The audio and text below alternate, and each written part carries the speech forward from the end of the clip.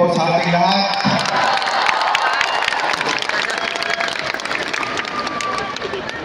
Marahil magtaka po kayo bakit ganito ang suot ko. Kanina po, galing po ako ng Jensan. Umuwi po ako dito sa Maynila para po dito sa event na to.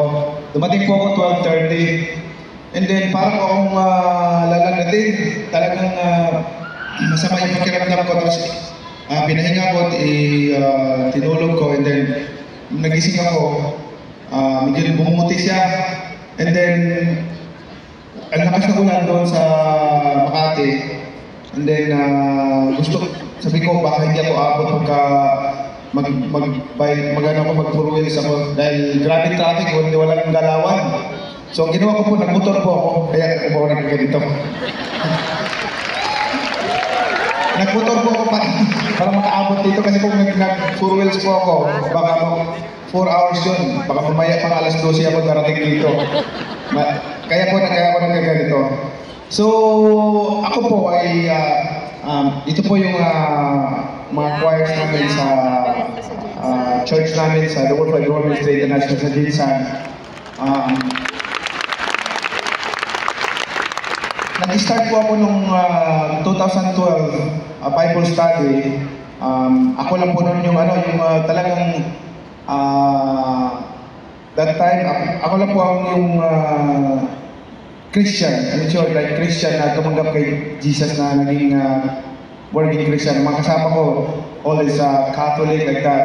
So, Bible study, sabi ko, story po sabi ko, sige, pwede ba tayo mag-Bible study dito?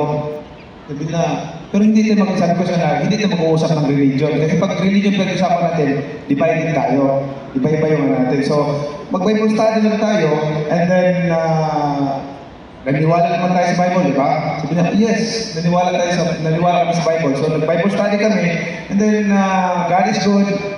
That Bible study, every week, nagkandak ako ng Bible study, and then, para maraming tao pumunta, ang ginawa ko, siyempre, during Bible study, naghahanda ako para naghahanda ako ng mga pagkain para maraming mga tao na pupunta sa Bible study. And then, God is good. Yung Bible study na yan, patuloy hanggang naging church na siya ngayon. Yung main church natin, mayroon tayong regularly, nag-church mga 2,000 every week. And then, mayroon tayong mga churches na tanin natin, na open natin sa iba't ibang mga lugar. Meron tayong 17 churches na yung The Word for Everyone Ministry International.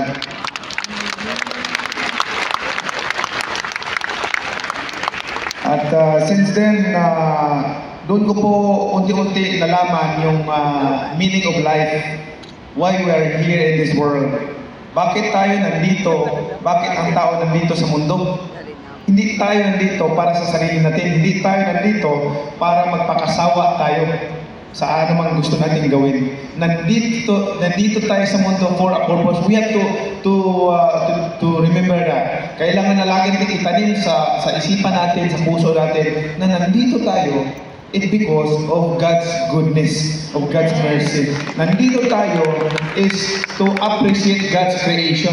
Nandito tayo is to worship God. Nandito tayo is to give thanks to the Lord for the wonderful that He created, the universe, including mankind. Amen?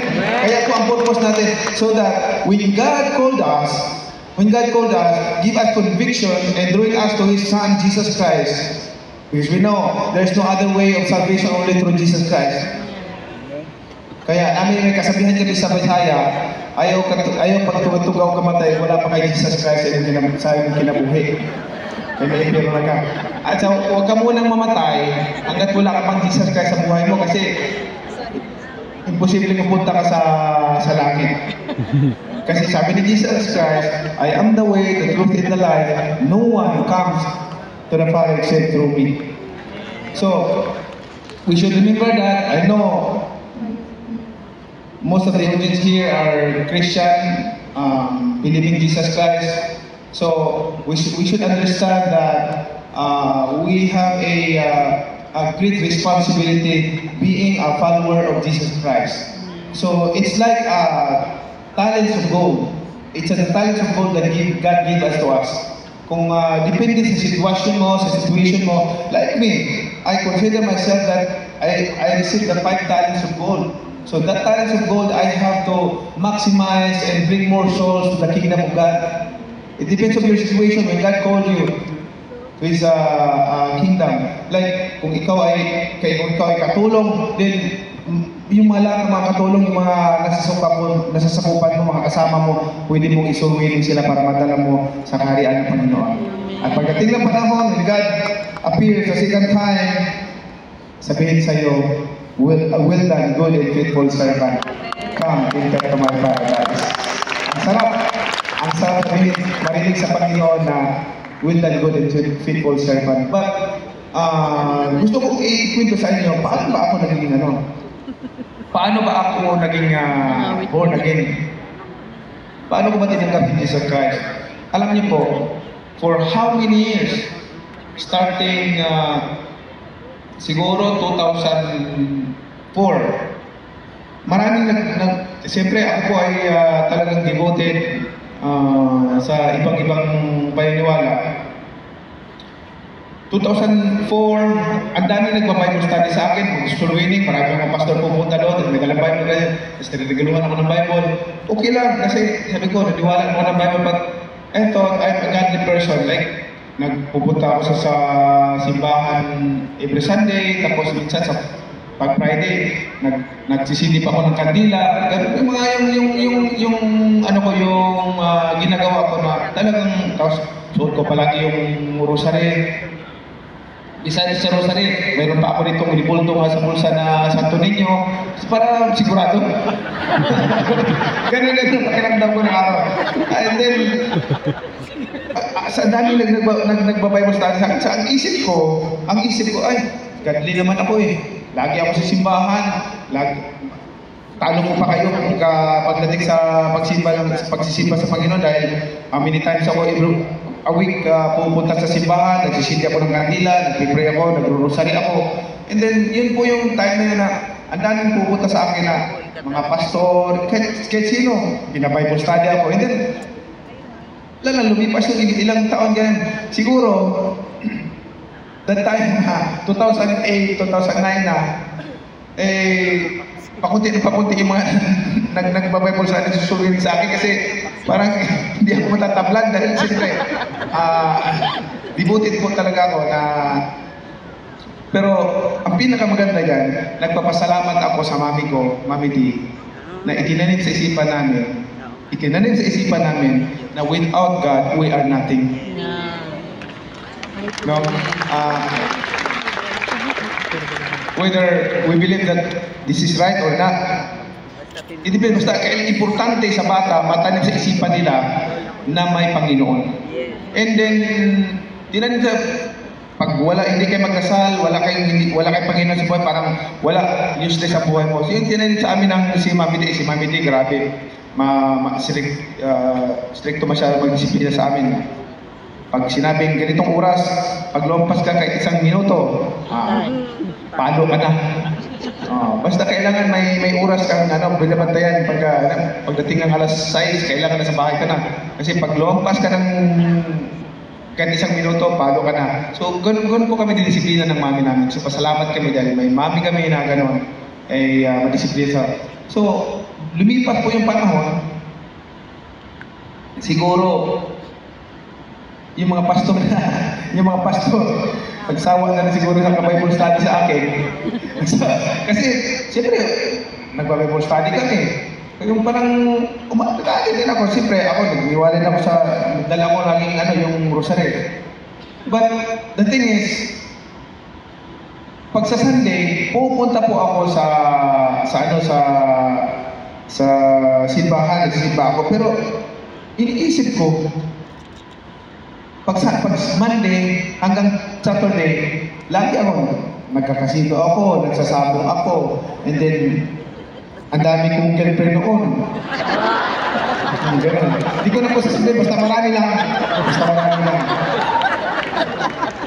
Kasi 2009, 2010, prime po ng career ko. I was number one best fighter pound for pound in the world. 2008, 9, 10, 11, and 12. Number one pound for pound po, best fighter in the world. So, nasa prime po ako. So, nung time na yun, 2008, 9, 2010, yung mga past development, sumuko na rin sila kasi siyempre. So, nagpapasalamat po talaga ako na nung time na yun, 2010, December yun, pag-birthday ako, iba yung pakiramdam ko. Ito po yung talagang nangyari sa akin. Nasa Jinsan ako nag-celebrate noon. Hindi ko makalimutan. Kasi, yung birthday ko na yun, mayroon akong pa-derby.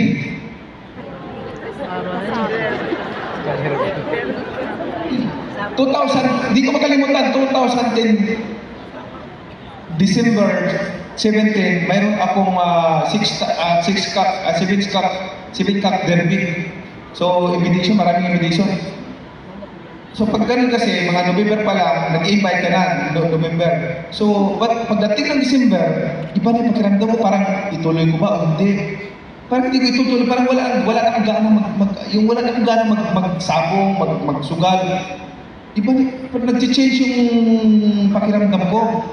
Then, nahiya naman ako na i-cancel ko yung invitation dahil pa-birthday ko, and then na-invite ko na yung prepare na yung siyempre, magkilalang tao rin, may mga kaya din.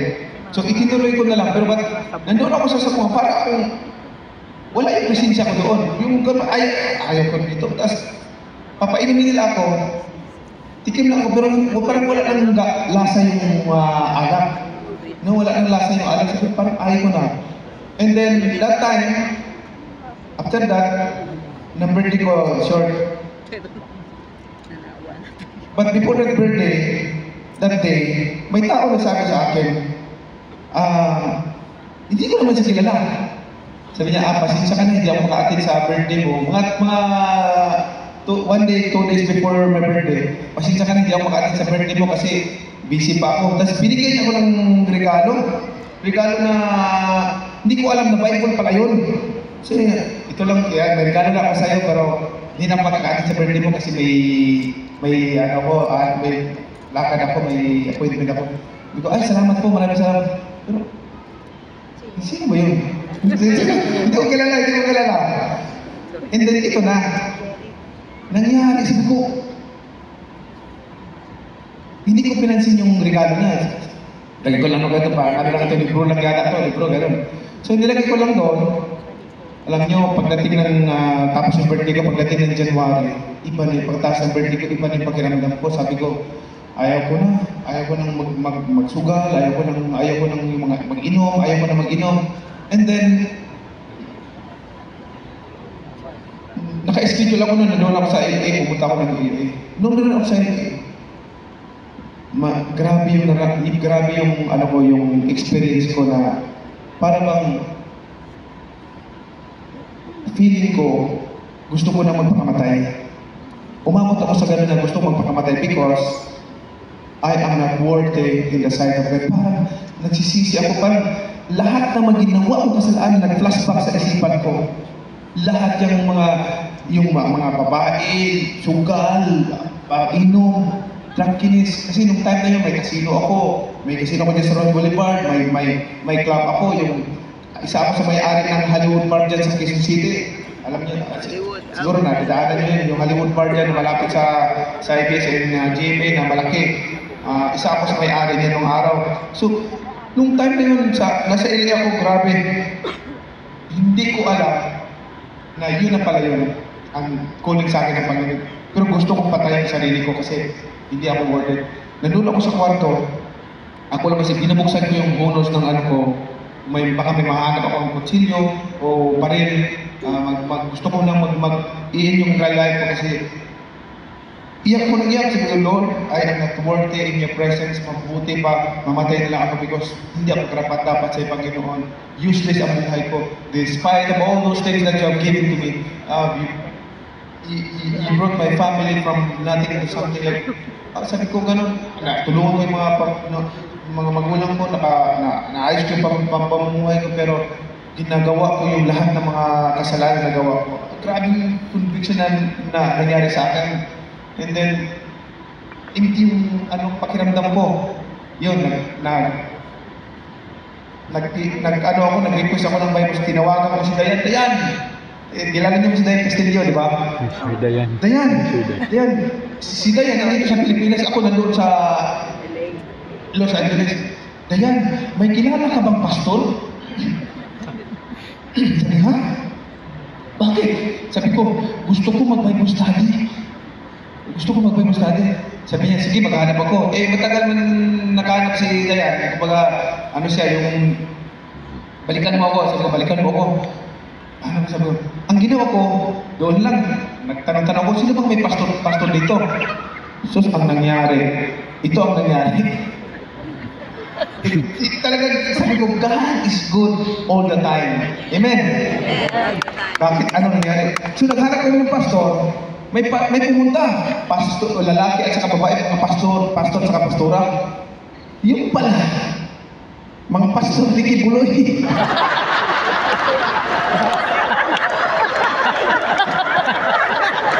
Pastor di Kibuloy. Di, maganda rin. Sabi ko, salamat, may Bible study kami. Kasi Bible. Kaso lang, doon sa ending ng Bible study namin, naisingit yung Jesus Christ, yan yung Father. Bago ang appointed son, yung anak na si Pastor Apollo, si Kibuloy.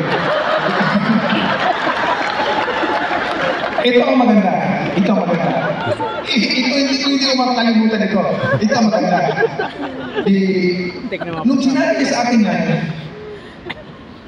good thing naman talaga. Sabi ko, God is good all the time. Kasi, when I was 10 years old, 11 years old, may isang verse ako na memorize. Sabi ko, bakit naman memorize yung verse na yun? Hindi ko makalimutan kasi yung araw na yun, nung time na yun, nung bata pa ako, I was 11 years old, 10 years old, may Bible study din, nag-attend ako ng Bible study, yung sa mga bata, bibigyan ka ng kindi, gano'n, no? Akin ako doon, pinamemorize sa amin yung verse na yun. Isang verse na na-memorize ko, yung John 17, verse 5. John 17, verse 5. Ang nakalagay doon, and now, Father, glorify me in your presence with the glory I had with you before the world began. So, nung sinabi sa akin, yung Bible study na yun, naalala ko yung verse. Parang sinabi sa akin, yung verse na memorize mo. So, ang sabi sa amin, yung si Jesus Christ, yun yung ama. Ang bagong appointed son, si Pastor Kibuloy. Sabi ko, so, sa isip ko, sa puso ko, kontra doon sa na-memorize kong verse. Sabi ko, may question ako. Sabi ko, problemado na naman ako. Sabi ko. Tapos doon sa, instead na maganda yung Bible study namin, nauwi sa yung sagutan, may mga question na gano'n. Yung isa kasama ko kasi, nag-question, ay, hindi totoo yan. Bakit kasi naging anak ng Panginoon, naging appointed sa na Jesus Christ, iba man yung ama, iba yung anak. Sabi niya, doon ako naniwala sa kasama ko kasi yung verse na naniwala ko, now, Father, glorify me in your presence with the glory I had with you before the world begins. So, nandiyan na siya bago palikhain sa mundo. Amen. Na ang ama at ang anak nag-uusap. Luwalhatiin mo ako, Ama, sa luwalhati na aking natamo bago pa natin likhain ang sanlibutan. So, paano mo masabi na si Jesus Christ, yun na yung ama? So yun yung sabi ko, hindi maganda to, tapos nagtalo-talo na doon, nag-away pa nga nag-away pa yung pastor ni Kibuloy at saka yung kasama ko. Sabi ko, wala to, hindi maayos to. Sabi ko, tapos worried ako kasi gusto ko talaga makabasa ng Bible. Naghahanap ako ng Bible kasi walang Bible doon sa kwarto ko May binigay sa akin si Rick Warren, yung Purpose Driven Life. Wow. Hindi ko makalimutan yun. Grabe pa. Pasang-pasa sa luha ko yung purpose-driven life. Habang binabasa ko, tumutuloy yung luha ko. Sabi ko, grabe. Noong time na yun, sabi ko, Lord, I'm not educated of your word, the Bible. I don't know the word. But please, Lord, my life is useless without you. Please, Lord, my life is not worthy without you. Wala, mabuti pa mamaya. That moment, sabi ko, Lord, just give me wisdom and knowledge and understanding of your word. Because kung buhay ko, useless kung wala ka. So, nagdag ko sa iyo, why? Mula noon, hindi ko makalimutan yung oath ko na yun. Yung nung nakalimot ako, umiiyak ako, na gusto ko nang i-end life ko because I am not worthy in your presence. Because of your holiness, O God. Sabi ko ganun, I am not worthy, O God. Hindi ako karapat dapat Panginoon.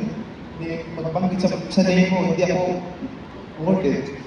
Kasi makasalanan ako. Yung time na yun, hanggang ngayon, lagi kong inaalala yun para laging buhay ang Panginoon sa puso ko. And then, dinivote ko yung sarili ko sa pagbabasa ng Bible day and night, pray continually, regularly, naglumuluhod ako, face on the ground, Lord. Kumbaga, it's not enough to humble myself before God. Kumbaga sa tingin ko, yung nagawa kong kasalanan sa Panginoon, kung ako lang tao, hindi ko mapapatawad. Pero I know God's mercy and love endures forever. That's what I feel. Yun po yung turning point ko sa buhay na commitment ko. Because hindi natin madadaya ang Panginoon sa buhay natin. We can claim that we are Christian outside. We can say, I am Christian, I am a follower of Jesus Christ. But only God knows our hearts. Only God knows our works, our deeds. So brothers and sisters, make sure that your daily activity should come from your new identity. Amen. And our identity is Jesus Christ. Wherever we go, there is Jesus. Big name, Jesus Christ.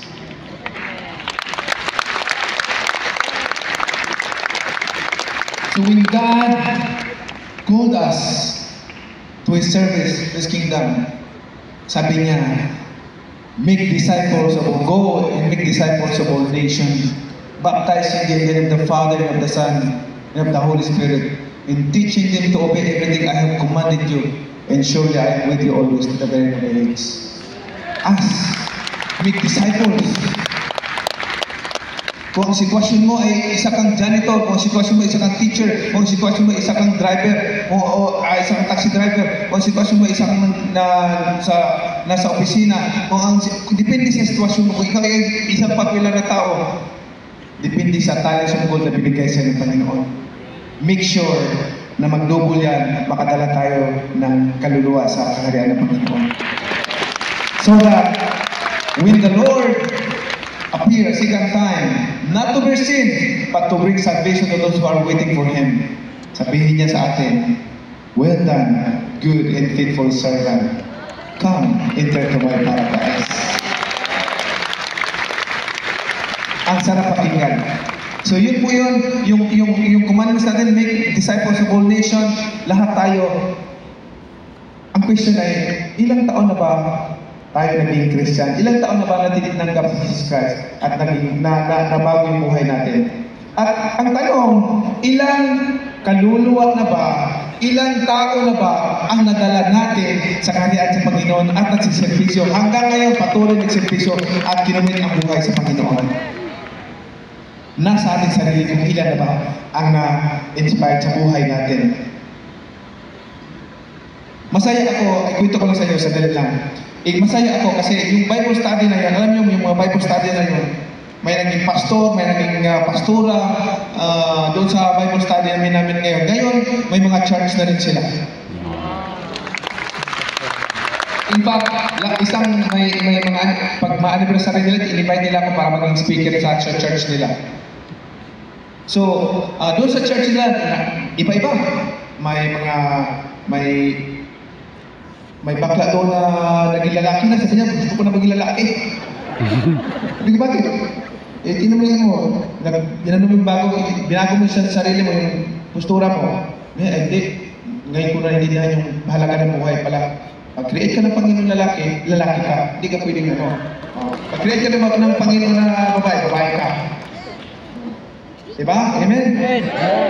Ganyan tayo as Christian because sabi nga ng Panginoon, kung ang kamay mo, isang kamay mo, kung si Jesus stumble and going, parang magkasala ka sa Panginoon, putulin mo.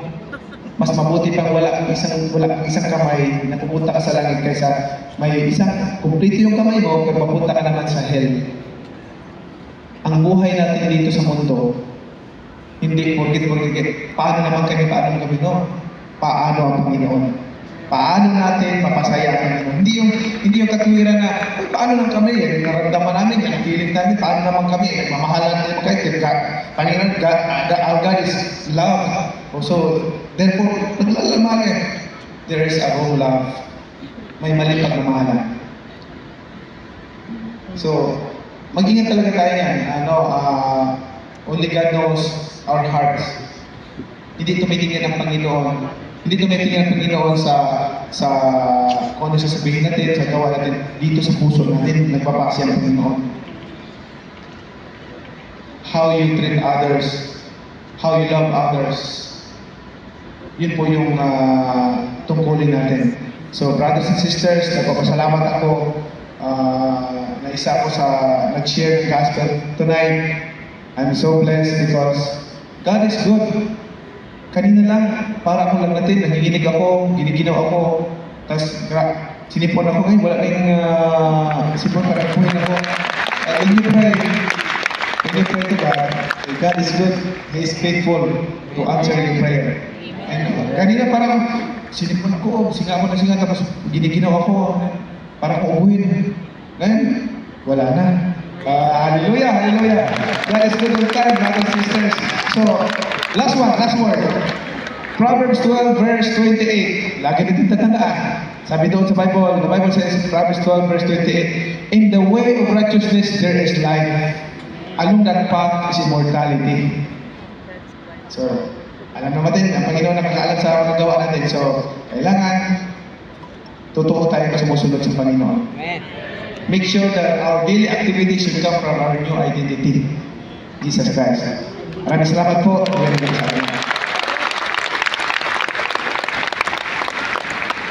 Palagpakan natin ang Panginoon sa buhay. The Honorable Senator Manny Pacquiao. About 4 years ago, before the pandemic, we'd like to invite you. Pagod na ba yung kuwan dito? Palakpakan naman natin ito. Nakalimutan natin pa po eh. Nakakatakas sila. About 4 or 5 years ago, at the Manila